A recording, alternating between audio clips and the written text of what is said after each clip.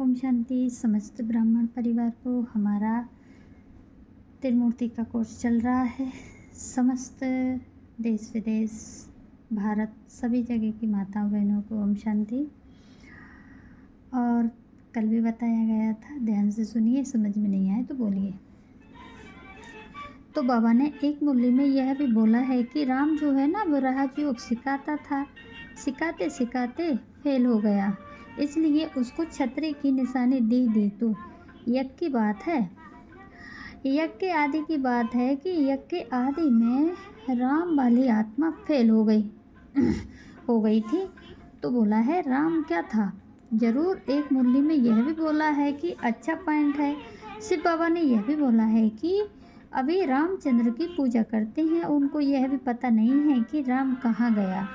तुम बच्चे यह समझते हो राम की आत्मा तो ज़रूर पुराना जन्म लेती रहती होगी ना, जो पुनर्जन्म होता है वो लेती रहती होगी, मतलब पुनर्जन्म लेती रहेगी होगी, अविनाशी पाठधारी है ना। बाबा ने एक मुरली में यह भी बोला है, सबसे जास्ती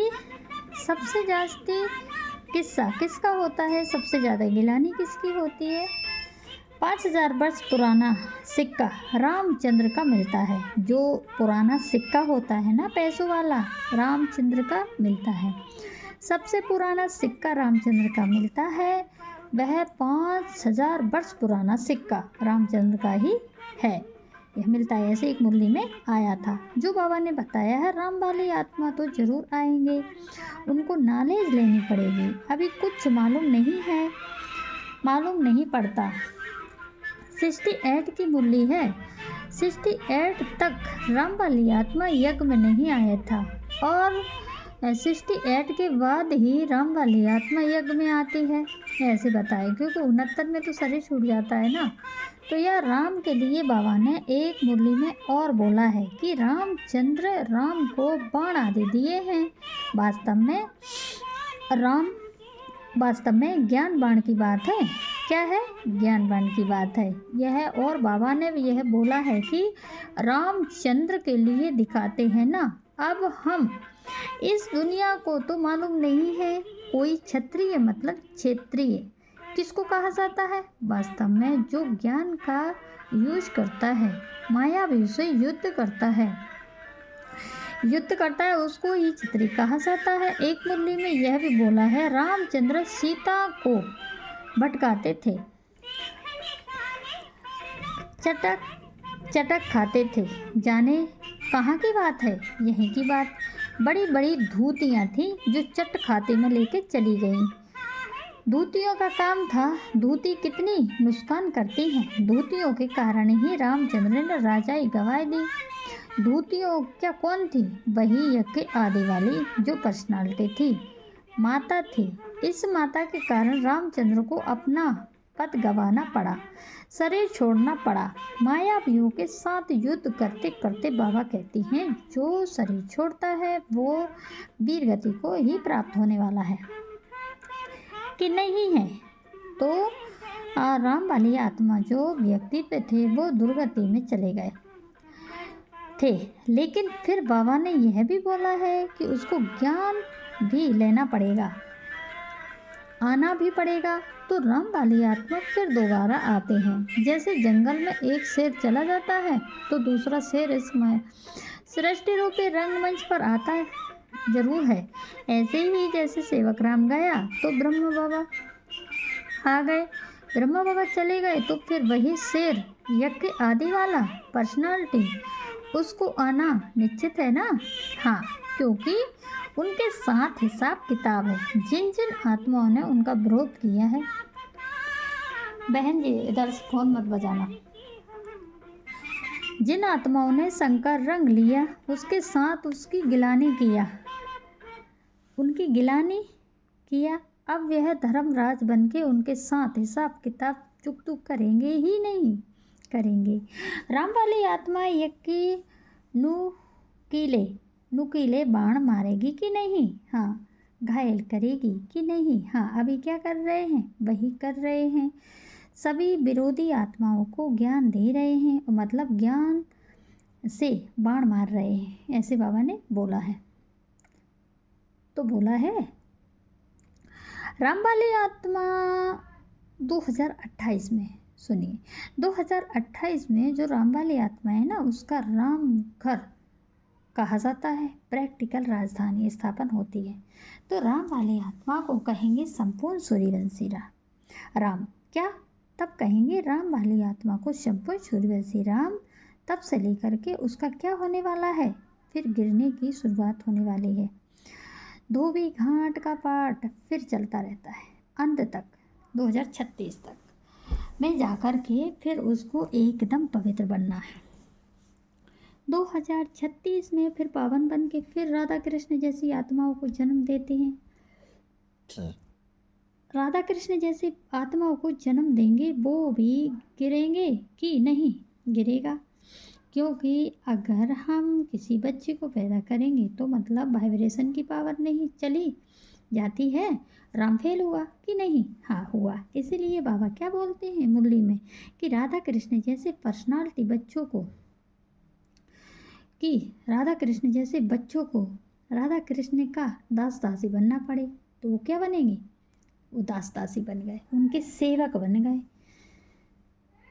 तो दास दासी बनना पड़े। राधा कृष्ण के माँ बाप क्या होते हैं, सबसे बड़े दास दासी होते हैं। माता पिता तो होते ही हैं बच्चों के दास दासी, क्योंकि सारी दुनिया में बताया है कि कोई भी रहता है बच्चों की लेटरिन बाहर वाला चाहे नौकर जाकर कितने भी लगा लो, लेटरिन नहीं फेंक सकता, लेकिन माताएं बहनें जो माता पिता होते हैं वो बच्चों की हर वो गंदगी साफ करते हैं जो कोई नहीं कर सकता। इसीलिए सबसे बड़े दास दासी बन जाए होते हैं, बच्चों के दास दासी वही बने। जो रामचंद्र वाली आत्मा है, जो सीता वाली आत्मा है, यज्ञ के आदि में साक्षात्कारों का रहस्य बताया, वही अंत में उन ब्रह्मा सरस्वती जैसी आत्माओं को जन्म देगी, वही माता पिता का पाठ बजाएंगी। ये वाइब्रेशन की बात है, कोई स्थूल पेट की बात नहीं है।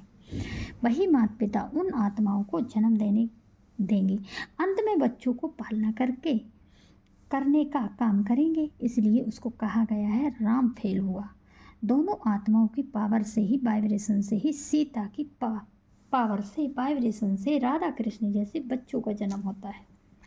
हाँ हाँ हाँ, होता है कि नहीं, हाँ होता है। इसलिए राम वाली आत्मा को हमेशा काला ही काला दिखाते हैं। काला तो अपने पुरुषार्थ से पावन नहीं बनता है, नहीं बनता। संगम युग में श्याम सुंदर बनता है। बाप रे, इनके तन में प्रवेश करके उनको तो पवित्र बनाना ही है, बना ही देते हैं। तो अपने पुरुषार्थ से भले ना बने, लेकिन शिव बाबा उनमें प्रवेश करके उनको पावन बनाते हैं। हाँ बनाते हैं। एक मुरली में क्या बोला है बाबा ने, अरे भाई कृष्ण को भी श्याम सुंदर कहते हैं ना, तो राम को भी श्याम सुंदर कहते हैं। एक मुरली में यह भी बोल दिया, राम को भी श्याम सुंदर कहते हैं। सुंदर बनता है वो भी, राम फेल ही नहीं रहता हमेशा। तत्कथित ब्रह्म कुमार कुमारी कहते हैं राम हमेशा फेल है। नहीं, अरे नहीं रे, वो फेल नहीं है, वो तो पास बनता है, पास होता है अंत में या नहीं, हाँ पास होता है, यह बताया। और तो मतलब राम फेल हुआ। राम फेल होने के निमित्त वो आत्मा, वह एक आत्मा थी यज्ञ के आदि में जिसने धूतीपन का काम किया, वही बनती है। और बाद में फिर अंत में पास हो के दिखाते हैं। राम को भक्ति मार्ग में सूर्यवंशी कहते हैं। सूर्यवंशी राम कहा जाता है, ना कि चंद्रवंशी राम। नहीं, चंद्रवंशी राम नहीं कहा जाता है, सूर्यवंशी राम कहा जाता है। और यह जो सिंध हैदराबाद की बात है ना, फिर उसके बाद क्या हुआ, जैसे सेवक राम ने शरीर छोड़ दिया 1941 में, तो बाबा का शरीर छूट गया। उसके बाद तो ब्रह्मा बाबा, जब हंगामा हुआ था तो ब्रह्मा बाबा को भगाया गया, भाग के चले जाते थे। कहाँ भाग गए थे, इसलिए बाबा ने मुरलियों में बोला है, क्या बोला है, जब जब झगड़ा होता है तब तक भाग जाता था। सहयोग देना चाहिए कि भाग जाना चाहिए, नहीं, सहयोग नहीं दिया और भी भाग गए। सहयोग देना नहीं चाहा तो ब्रह्मा बाबा भाग गए। तो यह ब्रह्मा बाबा का पाठ ऐसा था। और यह भी बोला है कि वो नदी पार करके चले गए। वह कौन सी नदी थी, वह सिंध नदी पार करके कराची चले जाते थे। ऐसा बाबा ने बोला है, इशारा करते हैं। तो इससे तरीके से वो ब्रह्मा बाबा चले गए। तो ब्रह्मा बाबा के साथ साथ वो कौन थी जो चली गई थी? दोनों माताएं चली गई थी। और अकेले अकेले तो ब्रह्मा बाबा भागे, चुपचाप बैठ गए एक कोने में। बाबा बोलते हैं, यज्ञ माना यज्ञ नहीं ली। जब संगठन होता है तो किसी से कुछ पूछ के बाहर जाना होता है ना। यज्ञ तस हो गए, माना अज्ञातवास हो गए, पता ही नहीं चलता था किधर चले गए। फिर ब्रह्मा बाबा कुछ समय फिर दोनों माता उनके साथ चली गईं। फिर उस तरीके से उन लोगों का कार्य हुआ। अब कराची के पॉइंट पर आते हैं और कराची की बहुत बातें हैं। तो हम अभी तक सिंध हैदराबाद की बातें सुनाएं, अब कराची की बातें सुनते हैं। अब यह जो हंगामा है ना, सिंध हैदराबाद में ही नहीं हुआ था, कराची में भी हुआ था। कि सबसे पहले कृष्ण के ऊपर गिलानी हुई थी। कैसे? क्योंकि जब ब्रह्मा बाबा कराची में गए थे कुछ दिन, 4-5 वर्ष तक वह आराम से चुपचाप बैठ गए बंगले में। तो उस समय 1947 में सिंध हैदराबाद पाकिस्तान, हिंदुस्तान पाकिस्तान का बंटवारा हुआ। तो बोला है ना, 47 में भारत पाकिस्तान की लड़ाई हुई। तो बोला है वहाँ पे बहुत बड़ी लड़ाई हुई थी। तो बंटवारा हुआ। तो जब हिंदुस्तान पाकिस्तान का बंटवारा हुआ तो जितनी भी कन्याएं माताएं आती थीं, वो मंडली में 300-400 कन्या माताओं से, माना इन माताएं कन्याएं अपना सब कुछ त्याग करने वाली थीं। कम से कम 250 कन्या माताएं कहाँ चले गए? कराची चले गए। बाद में और भी आए, आत्माएं ऐड होते गए। तो इन आत्माओं को बाबा ने नाम दिया कराची में, अच्छा नाम दिया। यह भी बताया कि जो भी आत्माएं वहाँ आते थे, भाग भाग के आते थे, जिन जिन आत्माओं को 7 तालों के अंदर, 7 दरवाज़ों के अंदर बंद करके रखा था, वो आत्माएं भाग भाग के कराची चले गए। और जो 250 थी उनमें ऐड होते चले गए। जब हिंदुस्तान पाकिस्तान का बंटवारा हुआ तो कहते थे हम तुम्हारा रक्षा करेंगे। वो रक्षा करने वाले भी भक्षक बन गए, रक्षा नहीं कर पाए। वो भी अपनी सुरक्षा करने के लिए भाग गए। बाबा कहते हैं ना, अंत में यही नज़ारा आने वाला है। क्या नज़ारा? कोई किसी का नहीं रहेगा, सारी दुनिया दुश्मन बनेगी, बाप को नहीं छोड़ना। उस समय कोई तुम्हारा सहारा नहीं होगा, वो एक ही तुम्हारा सच्चा सहारा बनेगा। पति पति नहीं रहेगा, भाई भाई नहीं रहेगा, माँ माँ नहीं रहेगी, बेटा बेटा नहीं रहेगा, बेटी बेटी नहीं रहेगी, सारे संबंध खत्म हो जाएंगे। यही नज़ारा देखने में आया। बाप बाप नहीं रहा, माता माता नहीं रही, हमारे घर वाले नहीं रहे। अपना ही सुरक्षा करेंगे, कोई किसी का सहारा नहीं रहेगा। अंत में तो यही होने वाला है, यही बनना है तुम बच्चों को। अंत में तो बैरागी बनना है। ये राग, देश, ये परिवार, ये सब छोड़ना पड़ेगा। बैराग, बे माने विशेष, बनने वाली आत्मा बनना है तुम बच्चों को। सब धोखेबाज है। इस हिसाब से जो आदि में हुआ वह अंत में भी होगा। तो कराची भाग गए सारे लोग, जिनको भी 7 तालों के अंदर रखा गया था, वो सारे ट्रेन में चढ़कर पहली ट्रेन चली थी यज्ञ के आदि में। बाबा कहते हैं अंत में भी एक ही ट्रेन चलेगी, चारों तरफ से चलेगी, ऑल इंडिया में चलेगी। जैसे आदि में हुआ ऐसे ही अंत में भी चलेगी। तो जो भी पहले ट्रेन में चढ़ेंगे वो बच जाएंगे, और जो चढ़ने वाले होंगे, लास्ट में आने वाले होंगे, वह प्रजा वर्ग की आत्मा होंगी। जो राजा जिसकी आत्मा होगी वह पहले से ही अपना मान डाबू में पहुंच जाएंगे, कि घर में बैठेंगे, आप बप्पा के घर में जाकर बैठेंगे, अपना पुरुषार्थ करने के लिए अलग हो जाएंगे। ऐसे ऐसे बाबा ने बोला है। तो बाबा कहते हैं ट्रेन में जैसे कोई सीट होती है, आपने देखा होगा, अगर रिजर्वेशन कराया है तो कोई उस ट्रेन में बैठ सकता है।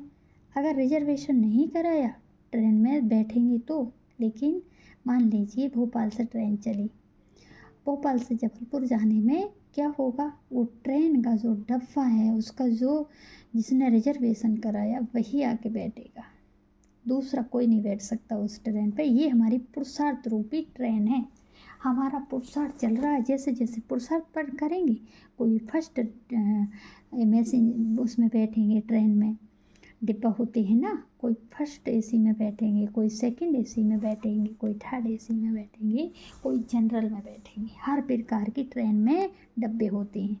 हम जैसे जैसे पुरुषार्थ करेंगे वैसे वैसे ट्रेन रूपी गाड़ी में चढ़ जाएंगे। ये हमारे पुरुषार्थ के ऊपर है, हम कौन सी माला में आना चाहते हैं। तो ऐसे ही आदि में भी क्या हुआ था, जो वर्ल्ड थर्ड क्लास आत्माएं थी, 4 क्लास आत्माएं थे, 300-400 में से जो बचे हुए थे वो चले गए और उनका संगठन बन गया। ब्रह्मा बाबा को उमंग गुस्सा आया, ब्रह्मा बाबा को नशा चढ़ गया।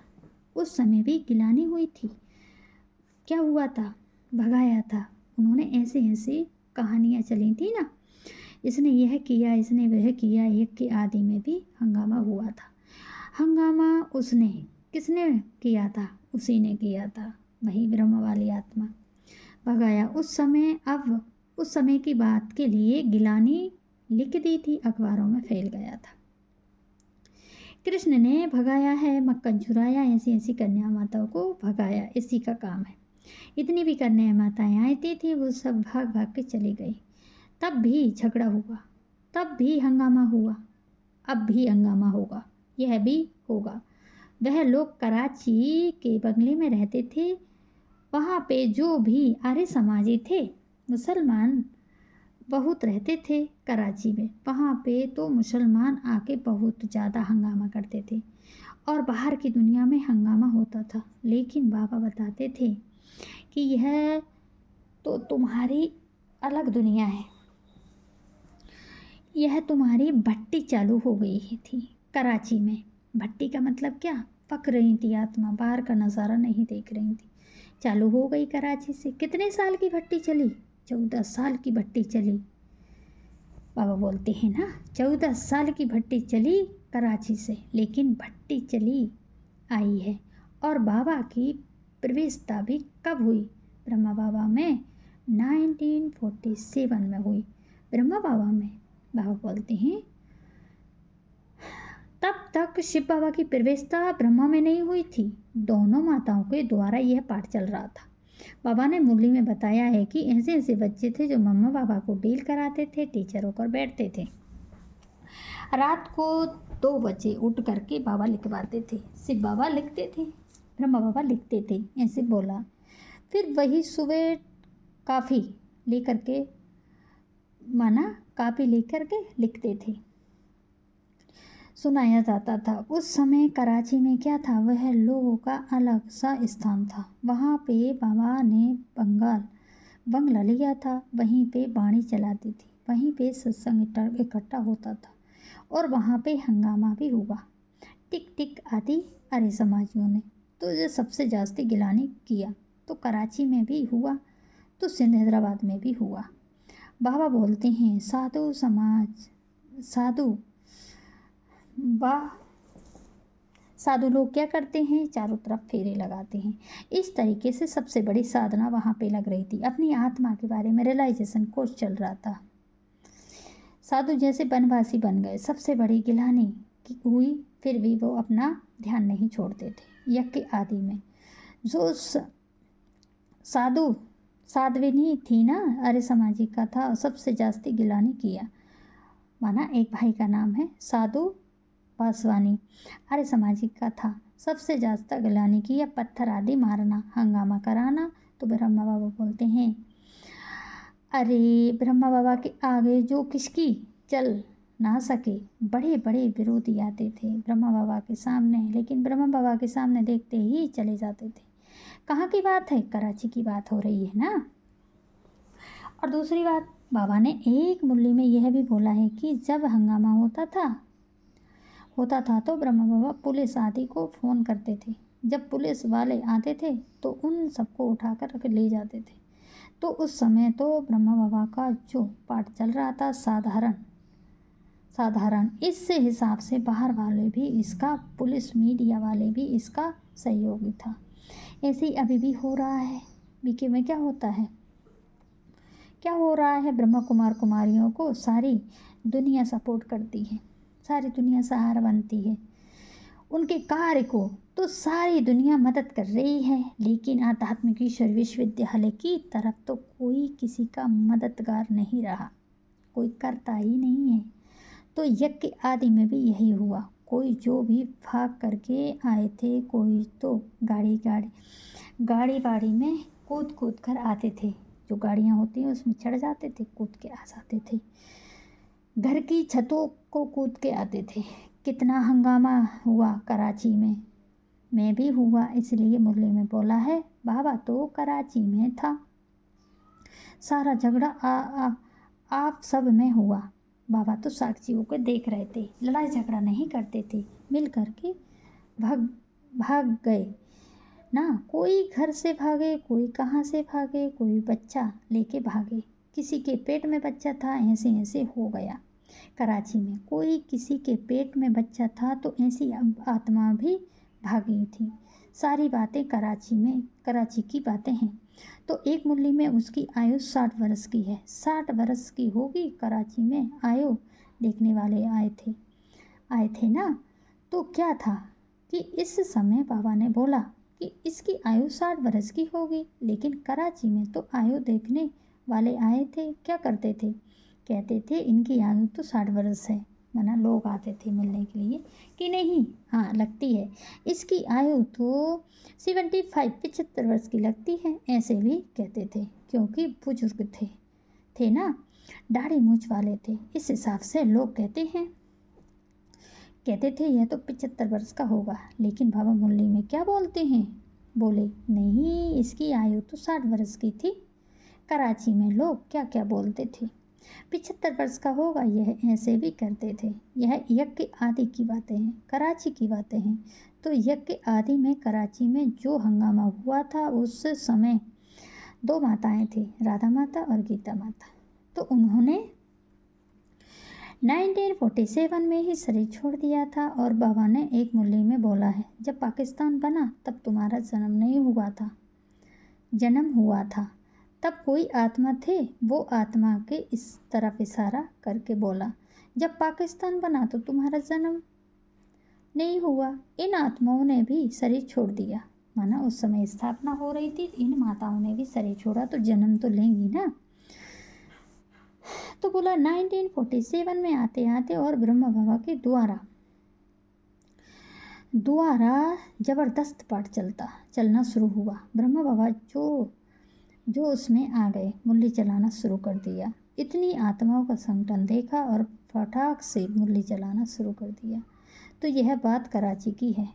और बाबा ने यह बोला है कि कराची में देखो, तुम्हारे पास सारा ज्ञान समझते थे, बड़ा मैदान था, वह बड़ा मैदान में ट्यूबलेट कुर्सी रखती थी, जो भी आते थे वहाँ पर उनको बैठकर समझाते थे।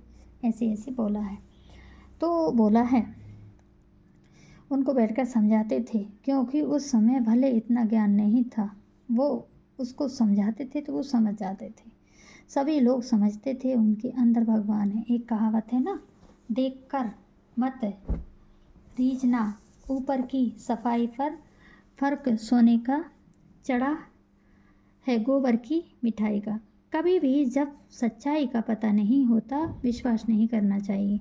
जैसे कई ऐसी चीज़ें होती हैं जो बनी तो दूसरी चीज़ की रहती हैं, उसमें लेकिन परत चढ़ जाता है, उसमें पोत कर देते हैं, तो उसकी अच्छाई पता नहीं चलता। जैसे सोने के आभूषण होते हैं, उनमें एक सोने का पानी चढ़ाते हैं, लेकिन रियल में तो नहीं होते, दिखावा होता है। ऐसे ही हमेशा देख के विश्वास करना चाहिए कि सही है या गलत, पर सच्चाई पता नहीं होना चाहिए। जब तक सच्चाई पता न चले, किसी को भी अपना पूरी तरीके से नहीं समझना। तो उस समय जो विश्वास था लोगों का, यही भगवान का पाठ है, यही चल रहा। दादा लेखराज गीता का भगवान है, लेकिन हम सब लोगों ने उन्हें गीता का भगवान बना दिया है। कैसे? बाप को नहीं पहचाना। ऐसे बोला है बाबा ने।